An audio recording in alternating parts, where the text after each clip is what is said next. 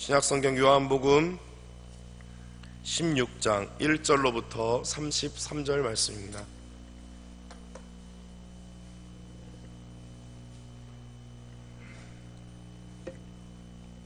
말씀이 좀 길지만 한 절 한 절 함께 교독하도록 하겠습니다. 내가 이것을 너희에게 이름은 너희로 실족하지 않게 하려 함이니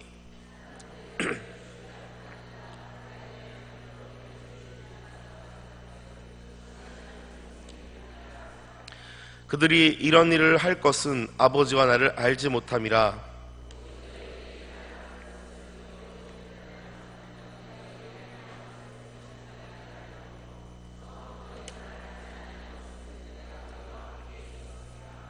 지금 내가 나를 보내신 이에게로 가는데 너희 중에서 나더러 어디로 가는지 묻는 자가 없고, 그러나 내가 너희에게 실상을 말하노니 내가 떠나가는 것이 너희에게 유익이라. 내가 떠나가지 아니하면 보혜사가 너희에게로 오시지 아니할 것이요 가면 내가 그를 너희에게로 보내리니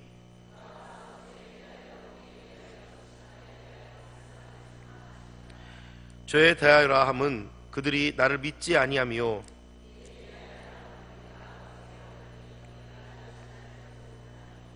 심판에 대하여라 함은 이 세상 임금이 심판을 받았음이라.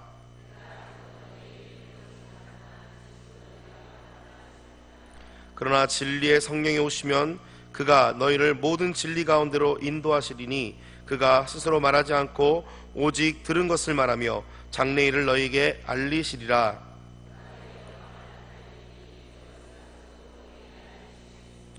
무릇 아버지께 있는 것은 다 내 것이라. 그러므로 내가 말하기를 그가 내 것을 가지고 너에게 알리시리라 하였노라.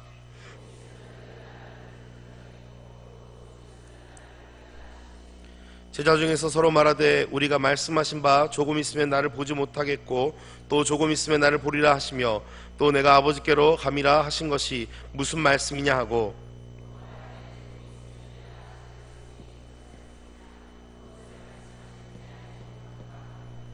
예수께서 그 묻고자 함을 아시고 이르시되 내 말이 조금 있으면 나를 보지 못하겠고 또 조금 있으면 나를 보리라 하므로 서로 문의하니라.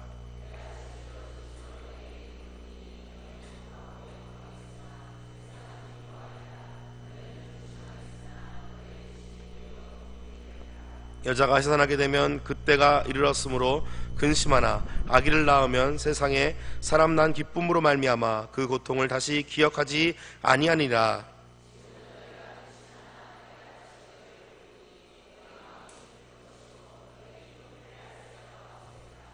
그날에는 너희가 아무것도 내게 묻지 아니하리라. 내가 진실로 진실로 너희에게 이르노니 너희가 무엇이든지 아버지께 구하는 것을 내 이름으로 주시리라.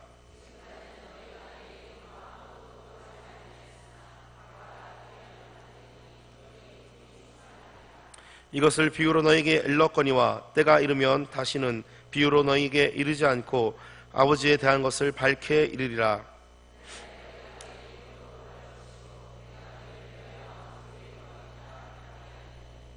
이는 너희가 나를 사랑하고 또 내가 하나님께로부터 온 줄을 믿었으므로 아버지께서 친히 너희를 사랑하심이라.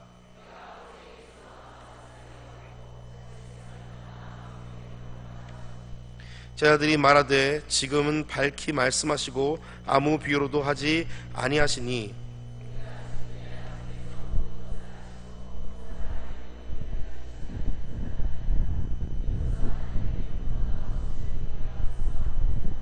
예수께서 대답하시되 이제는 너희가 믿느냐?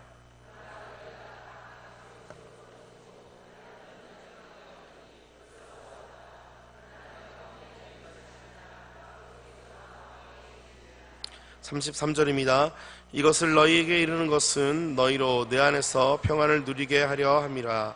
세상에서는 너희가 환난을 당하나 담대하라. 내가 세상을 이기었노라.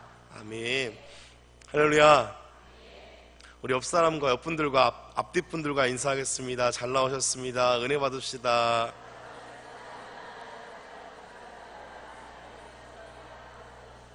한 번 더 인사하겠습니다. 성령 충만합시다.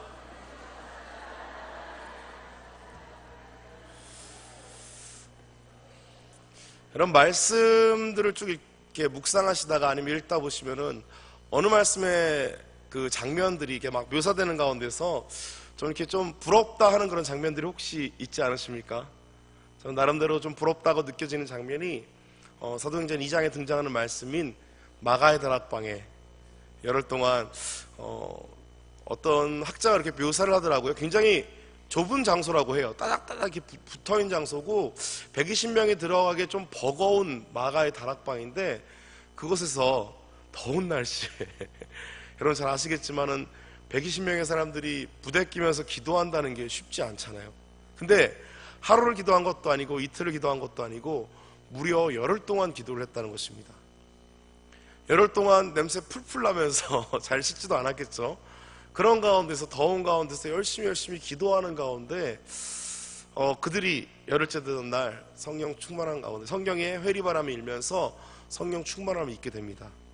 그 장면이 그 진행되는 과정 속에서는 힘들다 어렵다 느낄 수 있겠지만은 그 장면이 저는 나름대로 굉장히 부러운 장면이 아닐까라고 생각됩니다. 제가 어렸을 때 80년도 초반 중반 때 제가 초등학교 다닐 때였는데요. 그때만 해도 굉장히 그런 게 많았던 것 같아요.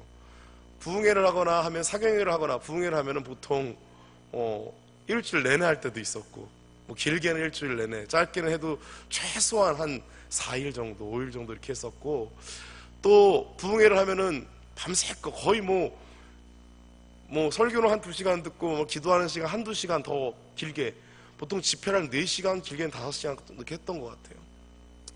그러면서도 또 은혜 받으려고 또 금요철야 잘 아시겠지만 금요철야 때는 어떻습니까?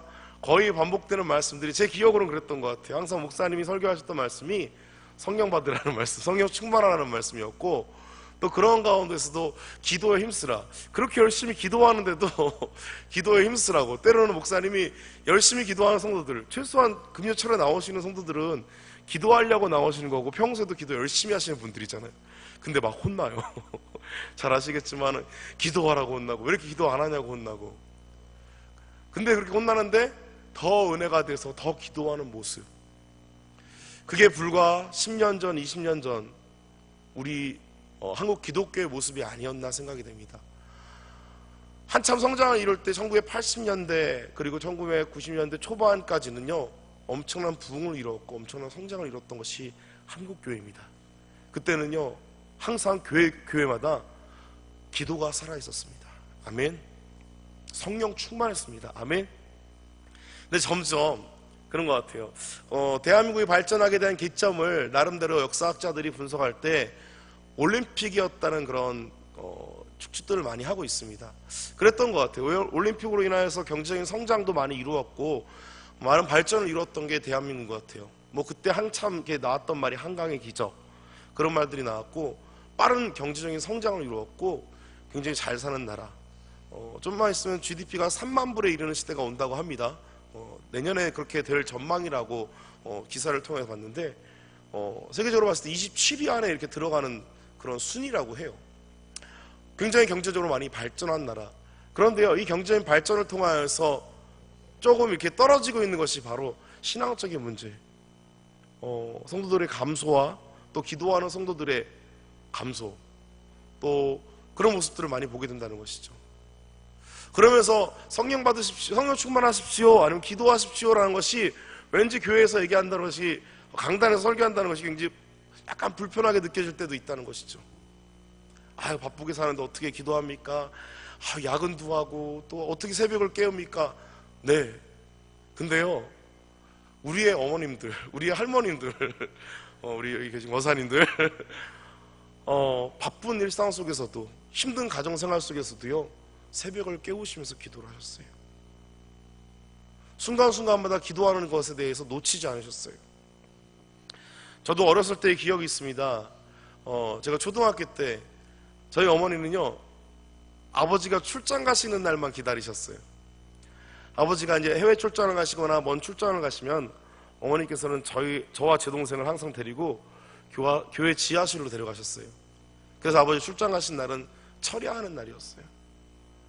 나름대로 저희는 이제 어머니께서 만들어주신 그 방석 위에서 잠을 자면서 싸우신 이불을 이렇게 덮고 잠자고, 어머니는 밤새 철야하시면서 기도를 하셨는데, 그런 기도의 힘들이 지금의 한국의 대한민국을 만들었고 대한민국의 교회를 만들었다고 생각이 됩니다. 그런데요, 다시금 저는 그렇게 생각돼요. 다시금 우리 한국이, 다시금 대한민국의 기독교가 부흥할 때라고 생각합니다. 그러기 위해서는 더욱더 우리가 성령 충만함을 입어야 된다는 것이죠. 오늘 말씀은 성령의 역사, 오늘 말씀의 제목은 성령의 역사인데요, 요한복음 16장 1절부터 33절의 말씀, 어떻게 보면 예수님의 마지막 순간 순환에 대해서 예고하시면서 그 상황에 대해서 불안해할 수도 있는 제자들에게 마음의 위로를 주시고 평안함을 허락해 주시는 말씀이라고 생각할 수 있습니다. 결론적인 말씀이 32절과 33절 말씀에 기록되어 있는데요, 우리가 32절과 33절 말씀을 다시 한번 읽어보도록 하겠습니다. 32절과 33절의 말씀입니다. 함께 읽도록 하겠습니다. 보라, 너희가 다 각각 제 곳으로 흩어지고 나를 혼자 둘 때가 오나니 벌써 왔도다. 그러나 내가 혼자 있는 것이 아니라 아버지께서 나와 함께 계시느니라. 이것을 너희에게 이르는 것은 너희로 내 안에서 평안을 누리게 하려 함이라. 세상에서는 너희가 환난을 당하나 담대하라. 내가 세상을 이겼노라. 아멘.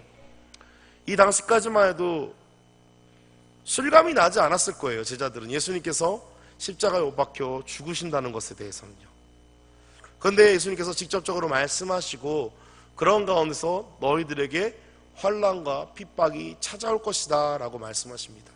네, 이때까지도 제자들은 그것을 느끼지 못했을 것입니다. 그런데 어떻습니까? 그것이 현실로 다가왔고 예수님께서는 십자가에 못 박혀 죽으시게 되시는 것이죠. 다 아시겠지만 제자들은 불안한 가운데서 여기저기 흩어지게 되었고, 더 나아가서 어떻습니까? 그나마 예수님의 수제자라고 했던 베드로는 예수님께서 신분을 받으시는 그 상황까지 쫓아갔으나 어떻습니까? 여자 소자의 신문으로 말미암아 3번이나 예수님을 부인하고 마지막 때는 저주하면서 그 자리를 떴던 모습을 보게 됩니다. 전 그때 제자들의 심리가 어땠을까 이렇게 생각돼요. 4년 동안 믿고 따랐고 놀라운 기적과 이적을 행하시면서 또 여러 가지 압제 속에서 그들을 해방시켜 주시고 구원해 주실, 어떻게 보면 그들 나름대로의 생각 속에서는 아직 성숙하지 못한 제자들의 모습 속에서는 예수님이 인류의 해방자로 느껴졌을 것입니다. 죄를 위해서 구원하시는 분이 아니라, 참된 메시아가 아니라 그런 억압된 상황 속에서 그들을 이끌어내줄 해방자로 생각되었을 수도 있을 것이죠. 그럼 어떻습니까? 너무나 힘없이 십자가에 못 박혀 죽으시는 예수님의 모습을 보면서 제자들은 아마 마음속에 실망함도 있었을 것입니다. 또 한편으로 드는 생각이, 베드로와 같이 신문화가 중에 무엇입니까? 너도 저 당이 아니냐? 너도 그거 따랐던 추종자가 아니냐라는 그 한 소자의 그 질문 속에서 어떻습니까? 그 자리를 피하고자 베드로는 저주를 하면서 그 자리를 떠났던 것이죠. 모른다고 부인하면서요. 그런 모습만 봐도 어떻습니까? 제자들은요 굉장히 마음속으로도 불안했을 뿐만 아니라 그들에게 다가올 핍박이나, 오늘 본 말씀에 기록된 대로 핍박이나 환난에 대해서 걱정했을 것입니다. 그럼 어떻습니까? 예수님께서 약속하신 대로, 말씀하신 대로 3일 만에 부활하셨고 그들을 찾아가 위로해 주십니다. 그런데요, 그때까지만 해도 단지 그들은 위로를 받았을 뿐이지 그들이 온전해지지는 못한 상태였습니다. 그러면서 예수님께서 40일 뒤에 승천하시면서 그들에게 한 곳에 모여서 성경을 받을 때까지 기도하라고 말씀하십니다.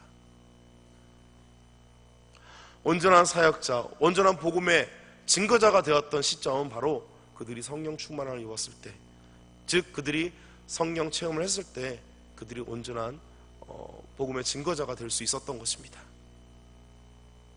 그렇다면 지금을 살아가는 우리도 한번 생각해 봤으면 좋겠습니다. 세상 속에서 점점 어떻습니까? 핍박은 없습니다. 그렇죠? 핍박은 없어요. 하지만 어떻습니까?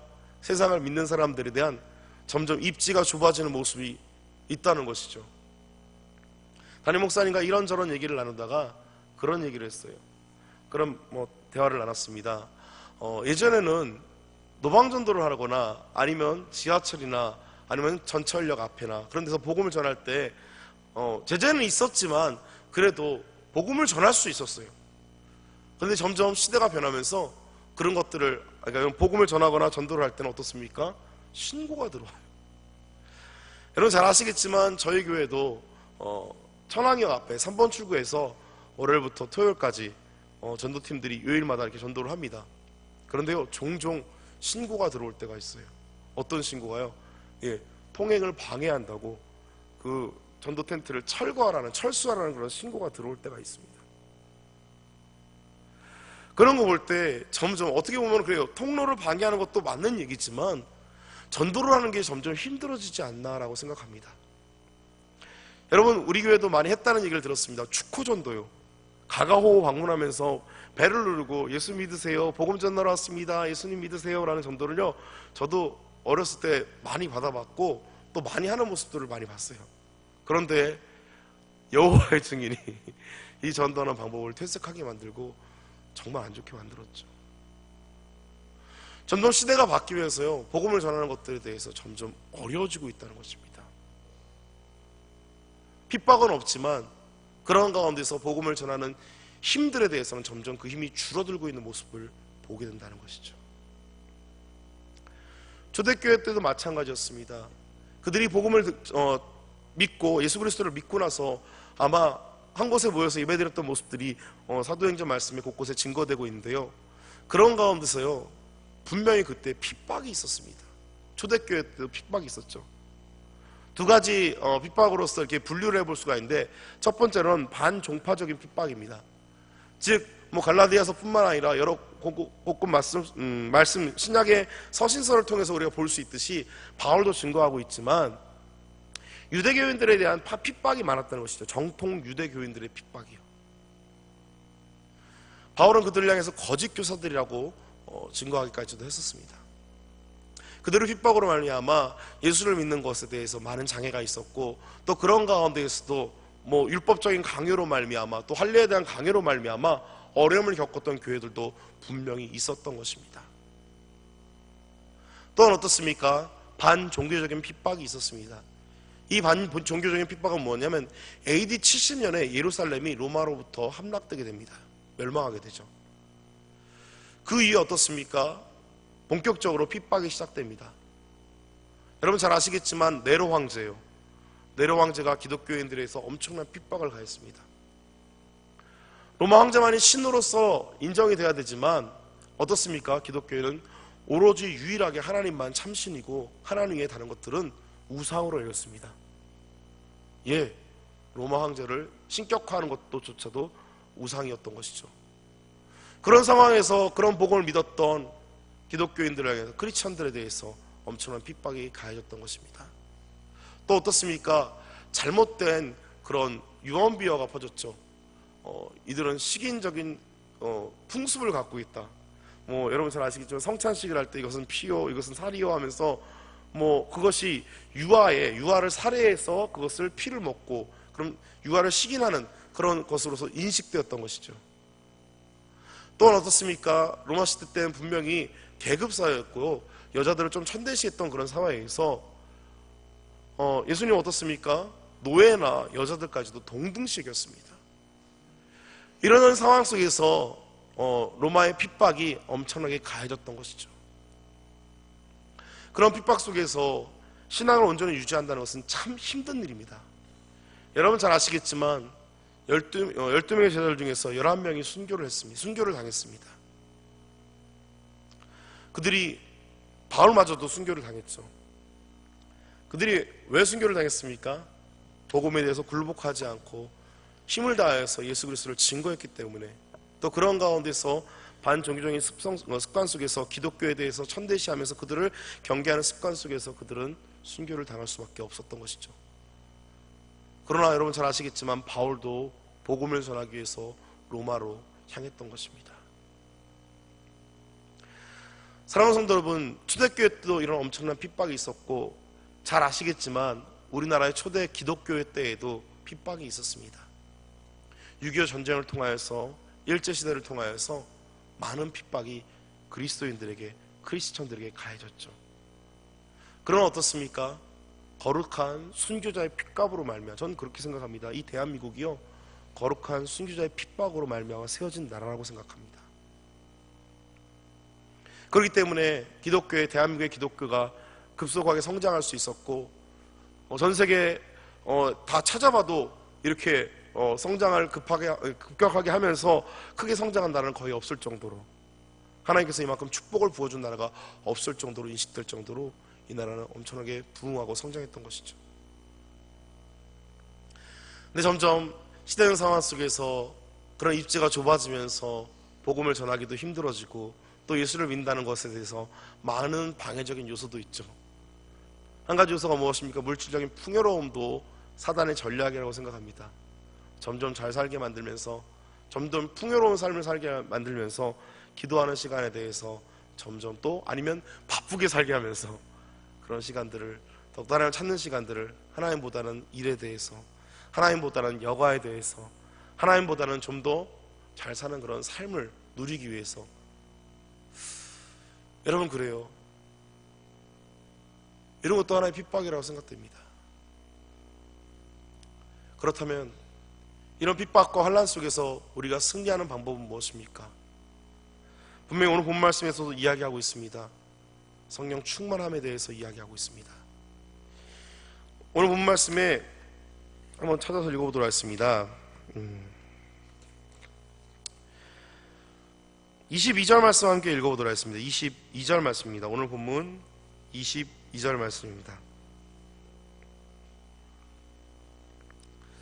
함께 읽어보도록 하겠습니다. 시작. 지금은 너희가 근심하나 내가 다시 너희를 보니.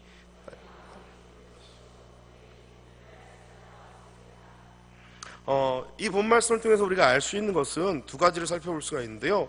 내가 너희를 다시 보리니 라는 것에 대해서 첫 번째로 우리가 생각해 볼 것은 예수님이 부활하셔서 3일 만에 그들을 다시 만나는 것에 대해서 이야기하는 것이고, 또 한 가지는 성령 강림에 대해서 이야기하는 것입니다. 즉 부활한 다음에 그들이 어떻습니까? 부활의 증거를 맛보고 나서 구원에 대한 확신을 그들이 갖게 된다는 것이죠. 그러면서 그들은 기쁨을 누리게 된다는 것입니다. 또한 그들이 누리는 기쁨 무엇입니까? 성령 충만한 가운데서 기쁨을 누리게 된다는 것입니다. 여러분, 나름대로 신앙생활 하시면서 성령 충만함을 입어보신 적이 있으실 것입니다. 아멘. 네, 성령 체험이라고 하죠. 성령의 임재하심과 성령 충만한 가운데에서 내가 기도하고 간구하였을 때 정말 그 말할 수 없는 그런 형용함, 하나님의 은혜가 우리 가운데 가득함을 우리가 느낄 수 있다는 것이죠. 솔로몬이 성전을 다 완성한 뒤에 하나님의 언약궤를 그 지성소로 옮겼을 때, 옮긴 뒤 제사장들이 그 성소로 나왔을 때 하나님 성전에 영광이 가득했다고 표현하는 말씀이 기록되어 있습니다. 구약 말씀에 기록되어 있습니다. 무엇입니까? 온전하게 하나님께 모든 것을 다 바치고 나아갔을 때, 온전하게 하나님께 온전함을 드렸을 때 하나님께서 채우시고 역사하는 것을 보았다는 것이죠. 하나님의 영광이 임재하였다는 것이죠. 그렇다면 어떻습니까? 지금을 살아가는 우리도 마찬가지입니다. 우리는 하나님의 거룩한 성전입니다. 아멘. 우리 성전 가운데 하나님의 영광이 임한다는 것은 무엇입니까? 성령 충만함을 의미한다는 것입니다. 사랑하는 성도 여러분, 성령 충만한 가운데 살아가십시오. 아멘. 습관처럼 드리는 예배가 아니라, 습관처럼 하는 기도가 아니라 그 예배 속에서 성령 충만함을 느끼시고, 그 기도하고 간구하는 가운데서 성령 충만함을 느끼십시오. 아멘. 예배가 너무 많아서 그럴까요? 예배에 대한 간절함이 없어서 그럴까요? 여러분, 그런 것 같아요. 제가 예배에 대한 감격이 가장 컸던 것은 군대에 있을 때였던 것 같습니다. 훈련소에서 고대 훈련을 받고 일주일에 한 번 드리는 예배, 저는 그렇게 신학생이었기 때문에 수시로 교회 가서 예배를 드렸던 것 같아요. 그런데 거의 매일 드리던 예배 속에서 예배를 드리지 못하고 일주일에 한 번 딱 성전에 딱 간대요. 성전문에 들어서자마자 눈물이 나더라고요. 마음속에 성령 충만함이 느껴지고요. 찬양을 하는데 또 말씀을 듣는데 눈물이 멈추지 않더라고요. 여러분 최근에 이렇게 예배를 드려보신 적이 있으십니까? 성령 충만한 가운데서요. 성령 충만하십시오. 아멘. 전 그랬으면 좋겠어요. 우리도 남북교회가 다른 교회 소문이 났으면 좋겠어요. 야, 우리도 남북교회 성령 충만하더라. 아멘. 야, 그 교회 가면은 뜨거워. 왜요? 성령의 불이 내려가지고 예배 드리는데 정말 대단해. 우리 교회 옛날에 그랬잖아요. 제가 들은 얘기가 있는데요. 성령 충만했다는 얘기가 있었는데요. 회복합시다. 아멘. 부르짖으셨으면 좋겠어요.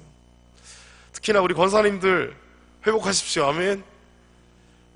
사랑하는 후배들에게, 후배들에게, 신앙의 후배들에게 그런 모습들을 다시금 일깨워 주셨으면 좋겠어요. 이전에 기도하고 간구했던 모습, 부르짖었던 모습.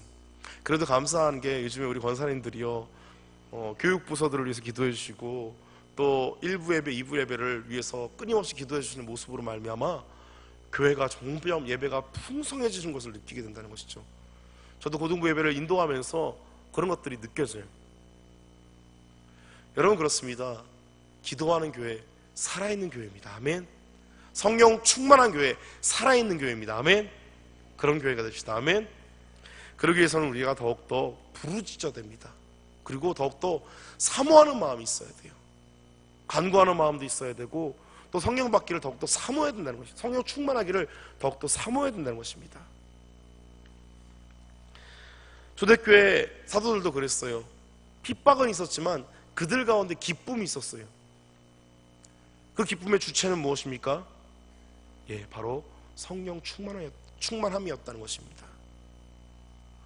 모일 때마다 또 예배를 드릴 때마다 또 복음을 전할 때마다 그들은 성령 충만한 가운데 복음을 전했고 그런 가운데서도 정말 주체할 수 없는 기쁨 속에서 그들이 예배를 드렸다는 것이죠.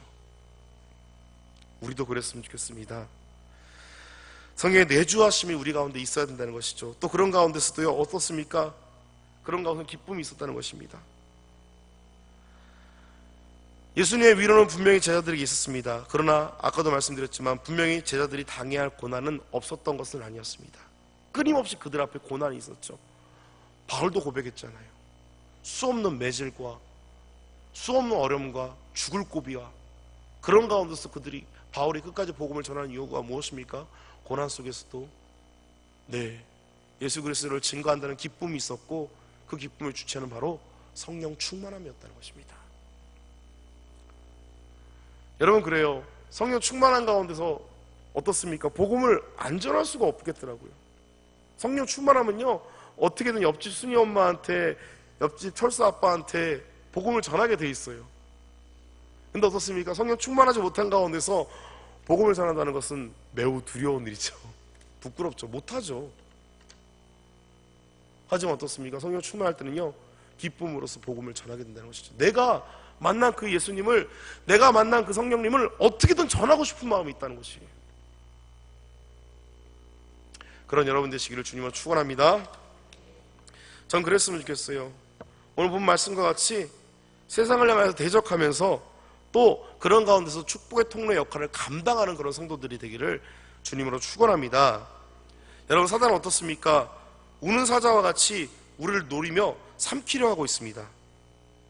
그런 사탄을 향해서 우리는 어떤 태도를 취해야 할까요? 우리는 언제나 성령 충만함으로 살아가기에 힘써야 할 것입니다. 내주하신 성령을 통하여서 우리는 충만한 가운데 이르러야 할 것입니다. 성령 충만함에 이르기 위해서는 우리는 먼저 정결해야 된다는 것이죠. 온전한 가운데 우리 죄가 있다면, 우리 죄악된 모습이 있다면 다 내려놓으십시오. 철저하게 회개하십시오. 여러분 그런 것 같아요.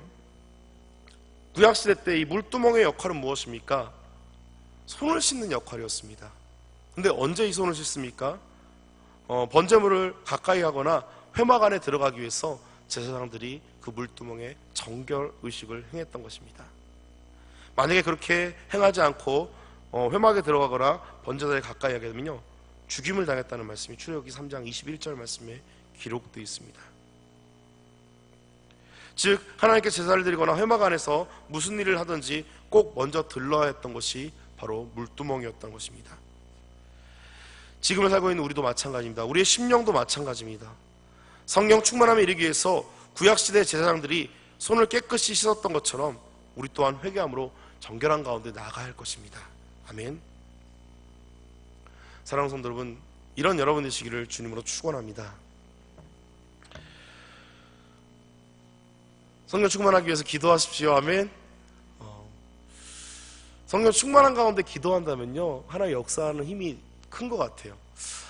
제가 이번에 짤막한 간증일 수도 있지만 고등부 수련회, 불과 며칠 전에 고등부 수련회를 했습니다.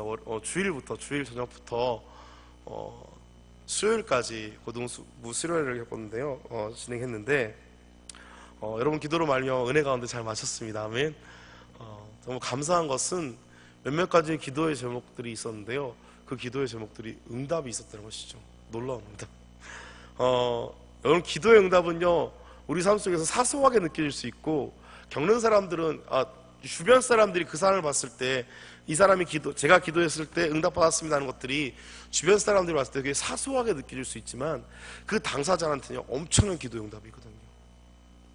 저도 이번에 그것을 느꼈습니다. 여러분 잘 아시겠지만 저희 고등부 수련회가 있는 일정 속에서 노루가 왔습니다. 노루가 무슨 말이야? 그 생각되시죠? 태풍 노루가 올라왔어요.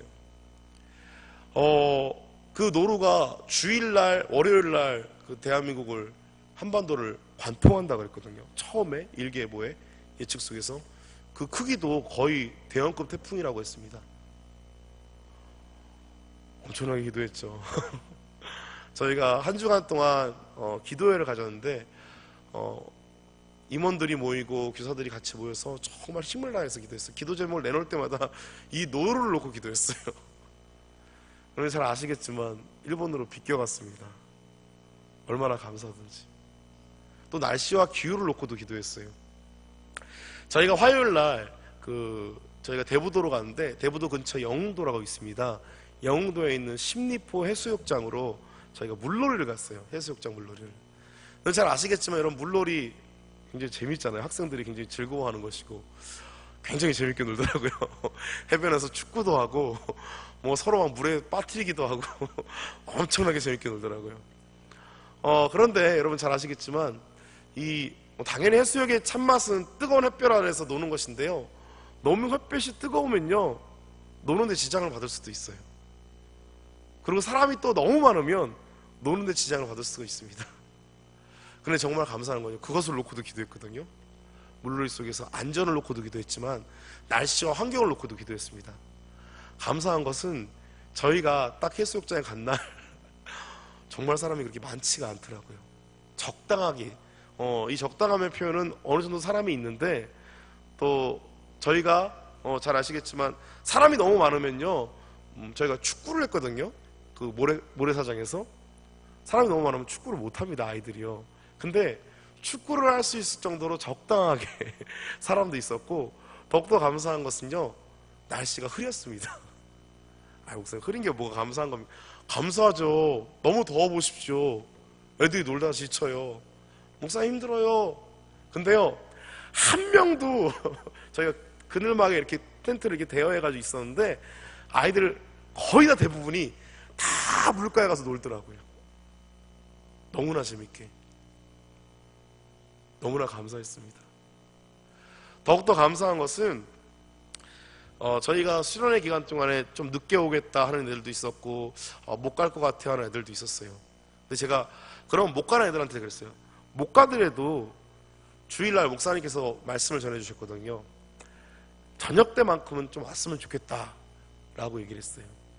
근데 감사하게 월요일날 늦지막히 학교의 일정 속에서 늦지막히 올 것 같다는 아이가 있었는데, 그 아이가 담임 목사님 말씀을 듣고 나서 마음이 변해가지고 당장 집에 가서 짐을 싸갖고 와가지고 그날 저녁부터 수련회를 계속 풀로 참석했어요.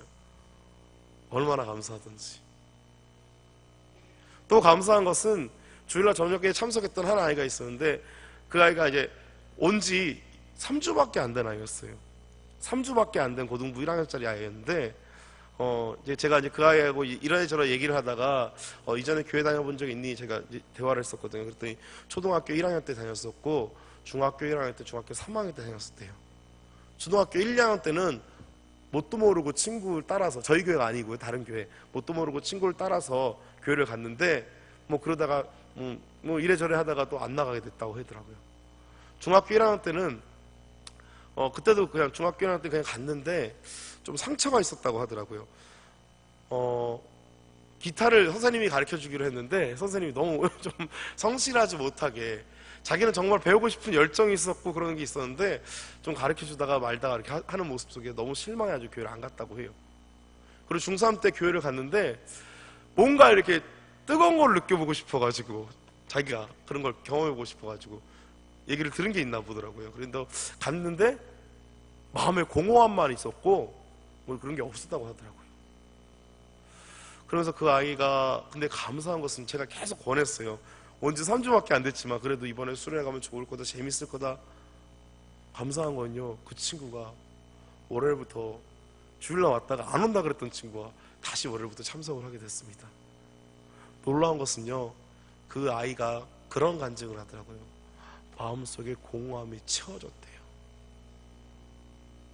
얼마나, 아직까지 그게 성령인지 뭔지는 모르죠, 그 아이는요. 근데요, 그런 마음이 있었다고 합니다. 얼마나 감사하던지요. 사랑하는 성도 여러분, 그렇습니다. 우리가 기도에 응답을 받을 때 어떻습니까? 정말 기쁘고 행복함을 느낍니다. 그런데요, 여러분, 이 기도의 응답을 쉽게 받는 방법을 알려드리겠습니다. 성령 충만하면 이런 가운데서 기도하십시오. 간절히 기도할 수 있습니다. 부르짖을 수 있습니다. 성령 충만한 가운데서 기도하면요, 더욱더 하나님과 교통한 가운데서 간구하고 기도할 수 있다는 것입니다. 사랑하는 성도 여러분, 어떤 성도가 되길 원하십니까? 그냥 왔다가 그냥 갔다가 왔다 갔다 하는 성도요?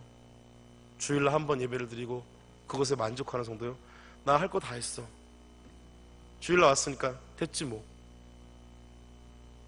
아니면 매일의 삶 속에서 성령님과의 교제 속에서 성령 충만함을 믿고 간구하고 나갔을 때 기도의 응답을 받고 또 그 안에서 기쁨을 누리는 성도가 되기를 원하십니까? 그런 성도가 되십시오. 성령 충만하십시오. 마음속에 걱정, 근심 있으십니까? 다 하나님께 내려놓으십시오.